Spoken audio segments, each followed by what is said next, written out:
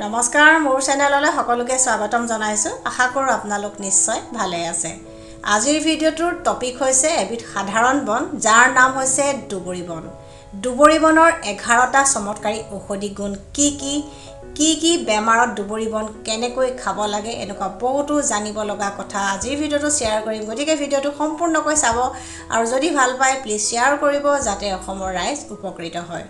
দুবৰি বনক ইংৰাজীত কোৱা হয় বাৰমুডা গ্ৰাছ আৰু সংস্কৃতত ইয়াৰ প্ৰধান নামটো হৈছে durva ইয়াৰ বটানিকেল নাম হৈছে চাইনোডন ডেকটাইলন দুবৰি বনৰ প্ৰথম ঔষধি গুণটো হৈছে যে ই আমাৰ দেহৰ যিকোনো স্থানৰ পৰা হোৱা ৰক্তক্ষৰণ বা ব্লিডিং কম কৰে সেই কাৰণে সৰু সুৰা কটা চিঙা ঘা আদিত দুবৰি বন ভালদৰে ধুই খুন্দি লৈ যদি পেষ্ট বনাই আক্ৰান্ত অংশত লগোৱা যায় তেতিয়া কটা ঘাৰ পৰা তেজ ওলোৱা সোনকালে বন্ধ হয় যদি ইচ্ছা কৰে এই দিহাটোৰ লগত আপোনালোকে কেঁচা হালধিও ব্যৱহাৰ কৰিব পাৰে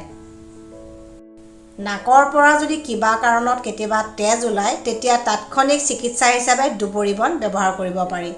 নাকৰ দুইটা ফুটাতে দুই টোপালকৈ দুবৰি বনৰ ৰস দিলে নাকৰ পৰা তেজ ওলোৱা সোনকালে বন্ধ হয় ইয়াৰ লগতে যদি ৰোগীয়ে 2 চামুচ বা 3 চামুচ দুবৰি বনৰ ৰস মৌজুল বা তাল মিশ্ৰি দি খায় আৰু কপালত যদি দুবৰি বনৰ পেষ্ট ভৰণ বা লেপ হিচাপে কিছু সময় দিয়ে তেতিয়া তেওঁলোকে যথেষ্ট সোনকালে আৰোগ্য লাভ কৰে কিন্তু নাকৰ পৰা তেজ ওলোৱাৰ যিটো সমস্যা হয় সেইটোৰ কাৰণ বহুত আছে গতিকে তাৎক্ষণিক চিকিৎসা হিচাপে এই দিহাটো কৰাৰ লগতে ডাক্তৰৰ পৰামৰ্শ লোৱাটো অতি দৰকাৰী আৰু নাকৰ পৰা তেজ ওলোৱা এই বেমাৰটোক অসমীয়াত কোৱা হয় এৱা ভগা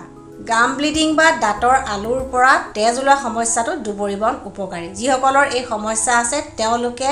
দুবৰি বন কেইডালমান ভালদৰে ধুই লৈ মুখত লৈ কিছু সময় চুবাই থাকিব পাৰে নাইবা দুবৰি বনৰ ৰস মুখত লৈ কিছু সময় থাকিব পাৰে এই দিহা দুটাৰ লগতে ৰাতিপুৱা খালী পেটত 2 চামুচ বা 3 চামুচ দুবৰি বনৰ ৰস একাপ পানীৰ লগত মিহলাই তেওঁলোকে নিয়মীয়াকৈ খাব পাৰে দুবৰি বনৰ 2 নম্বৰ ঔষধি গুণটো হৈছে যে ই আমাৰ নাৰ্ভ বা স্নায়ুবিলাক সবল কৰে যিসকলৰ নাৰ্ভৰ ট্ৰাবল আছে তেওঁলোকে 2-3 চামুচ দুবৰি বনৰ ৰসৰ লগত মৌজুল বা তাল মিশ্ৰি মিহলাই নিয়মীয়াকৈ খাব পাৰে কিন্তু যিসকলৰ ডায়েবেটিছ আছে তেওঁলোকে মৌজুল বা তাল মিশ্ৰি নিদিয়াকৈ খাব লাগিব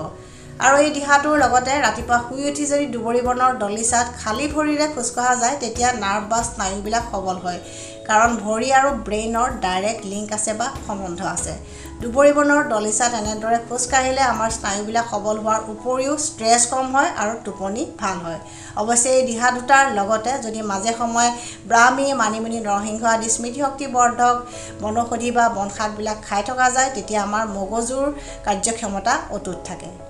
দুবৰি বনৰ 3 নম্বৰ ঔষধি গুণটো লাভ কৰে মহিলাসকলে যিসকল মহিলাৰ বগাস্ৰাৱৰ সমস্যা আছে যিসকল মহিলাৰ মাহেকীয়া অনিয়মীয়া হয় বা ইৰেগুলাৰ হয় যিসকল মহিলাৰ মাহেকীয়াৰ সময়ত তলপেটৰ বিষ হয় যিসকল মহিলাৰ মাহেকীয়াৰ সময়ত ব্লিডিং বা ৰক্তস্ৰাৱ বেছি হয় আৰু যিসকল মহিলা PCOD বা PCOSৰ সমস্যাত ভুগি আছে তেওঁলোকৰ কাৰণে দুবৰি বন বিশেষভাৱে উপকাৰী এই 5টা সমস্যাত ভুগি থকা মহিলাসকলে দুবৰি বনৰ এটা সহজ ঘৰুৱা দিহা শিকি ল'ব পাৰে দিহাটোৰ বাবে দুবৰি বন কেইডালমান ভালদৰে ধুই পৰিষ্কাৰ কৰি লওক তাৰ লগত ভাতৰ বাবে তিয়াই ৰখা চাউল 2 চামুচ লওক অকণমান তাল মিশ্ৰি লওক আৰু গোটেইখিনি মিক্সিত পিচি পেষ্ট বনাই লওক আৰু এগিলাচ পানীত মিহলাই চেকনিৰে চেকি লওক মিশ্ৰণটো 3 ভাগ কৰক আৰু ডেইলি এভাগকৈ দিনে 3 বাৰ খাওক খাদ্য খোৱাৰ এঘণ্টামানৰ আগত আৰু এই দিহাটো এমাহ বা 1.5 মাহমান কৰাৰ পিছত ৰোগী যথেষ্ট পৰিমাণে উপকৃত হয় কিন্তু এই 5টা ৰোগৰ কাৰণ বহুত আছে সেই কাৰণে এজন আয়ুৰ্বেদিক চিকিৎসকৰ পৰামৰ্শ অনুসৰি যদি এই দিহাটোৰ লগতে বাকি আয়ুৰ্বেদিক ঔষধ খোৱা যায় তেতিয়া বেছি ভাল ৰিজাল্ট পোৱা যায় দুবৰি বনৰ 4 নম্বৰ ঔষধি গুণটো লাভ কৰে পুৰুষসকলে যিসকল পুৰুষৰ ধাতু ৰোগ স্বপ্নদোষ নপুংসকতা বা ইৰেক্টাইল ডিছফাংচন এনেকুৱা সমস্যা আছে তেওঁলোকৰ কাৰণে দুবৰি বন বিশেষভাৱে উপকাৰী তেওঁলোকে 2-3 চামুচ দুবৰি বনৰ ৰসৰ লগত মৌজুল মিহলাই নিয়মীয়াকৈ খাব পাৰে নাইবা 2-3 চামুচ দুবৰি বনৰ ৰস এগিলাচ পানীৰ লগত মিহলাই নিয়মীয়াকৈ খাব পাৰে দুবৰি বনৰ 5 নম্বৰ ঔষধি গুণটো হৈছে যে ই পাচন তন্ত্ৰৰ কেইবাটাও বেমাৰত উপকাৰী গেষ্ট্ৰাইটিছ, কনষ্টিপেশ্যন আৰু পাইলছ এই সমস্যা তিনিটাত ভুগি থকা ব্যক্তিৰ সংখ্যাই আটাইতকৈ বেছি আৰু দুবৰি বন এই তিনিওটা সমস্যাতে উপকাৰী কাৰণ দুবৰি বন হৈছে স্বভাৱত শীতল আৰু ই হৈছে এলকেলাইন অৰ্থাৎ ক্ষাৰধৰ্মী সেইকাৰণে ই অতিৰিক্ত অম্ল বা এচিডখিনি নিউট্ৰেল কৰে যাৰ কাৰণে গেষ্ট্ৰাইটিছৰ সমস্যাত সুফল পোৱা যায় আৰু ইয়াত ফাইবাৰৰ পৰিমাণটো বেছি থকাৰ কাৰণে কনষ্টিপেশ্যন আৰু পাইলছৰ সমস্যাত বিশেষভাৱে উপকাৰী দুবৰি বনৰ 6 নম্বৰ ঔষধি গুণটো হৈছে যে ই ডায়েবেটিছ ৰোগীৰ বাবেও উপকাৰী কাৰণ ই ডায়েবেটিছ ৰোগীৰ ব্লাড চুগাৰটো প্ৰাকৃতিকভাৱে কণ্ট্ৰল কৰাত সহায় কৰে আৰু ডায়েবেটিছ ৰোগীৰ ইমিউনিটি ষ্ট্ৰং কৰে আৰু প্ৰায়বিলাক ডায়েবেটিছ ৰোগীয়ে থকা কনষ্টিপেশ্যন আৰু নাৰ্ভৰ সমস্যাও বহুতখিনি কম কৰে 7 নম্বৰ ঔষধি গুণটো হৈছে যে দুবৰি বন পেচাবৰ সমস্যাত উপকাৰী যিসকল মহিলা বা পুৰুষৰ পেচাবৰ সংক্ৰমণ বা ইউৰিনাৰী ট্ৰেক ইনফেকশ্যন আছে আৰু যিসকলৰ পেচাবত ধাতু বা এলবুমিন গৈ থাকে তেওঁলোকৰ কাৰণে দুবৰি বন বিশেষভাৱে উপকাৰী কাৰণ দুবৰি বন হৈছে স্বভাৱত শীতল আৰু ইয়াৰ বীজাণুনাশক গুণ আছে দুবৰিৰ 8 নম্বৰ উপকাৰিতাটো লাভ কৰে সেইসকল ব্যক্তিয়ে যিসকলে ৰক্তহীনতা বা এনিমিয়াৰ সমস্যাত ভুগি আছে কাৰণ দুবৰি বনে প্ৰাকৃতিকভাৱে ৰক্তহীনতা দূৰ কৰে তেজ বঢ়োৱাত সহায় কৰে অৱশ্যে ইয়াৰ লগতে সঠিক খাদ্য যেনে কাঁচকল ডালিম কলডিল পচলা ডাঠ সেউজীয়া ৰঙৰ শাক-পাচলি আৰু ভিটামিন চি থকা খাদ্য খোৱাটো প্ৰয়োজনীয়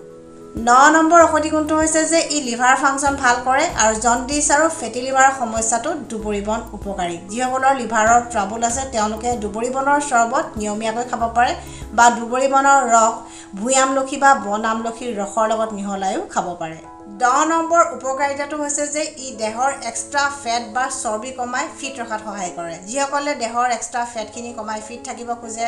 আৰু তাৰ কাৰণে বিভিন্ন ধৰণৰ ডিটক্স ড্ৰিংক ব্যৱহাৰ কৰে তেওঁলোকে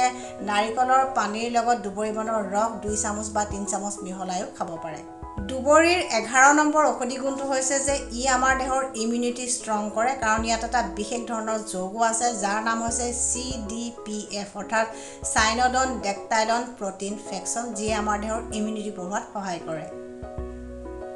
যিসকল ব্যক্তিৰ কিডনি বিকল হৈছে যিসকল হাৰ্টৰ জটিল ৰোগত আক্ৰান্ত হৈ আছে আৰু যিসকল মহিলা গৰ্ভৱতী হৈ আছে তেওঁলোকে আয়ুৰ্বেদিক চিকিৎসকৰ পৰামৰ্শ অবিহনে দুবৰি বন বা যিকোনো বনৌষধি ঘৰুৱা দিহা বা বনদৰৱ কেতিয়াও ব্যৱহাৰ নকৰিব কাৰণ সকলো বস্তুৰে কিছুমান সাইড ইফেক্ট থাকে গতিকে ভালদৰে নজনাকৈ একো বস্তু খোৱাটো অনুচিত যদি আপোনালোকে আজিৰ ভিডিঅ'টো চাই ভাল পাইছে প্লিজ শ্বেয়াৰ কৰিব যাতে অসমৰ ৰাইজ উপকৃত হয় আৰু নতুন ভিউৱাৰ্ছসকলে মোৰ চেনেলটো ছাবস্ক্ৰাইব কৰিবলৈ নাপাহৰিব ষ্টে হেল্ডি ষ্টে হেপ্পী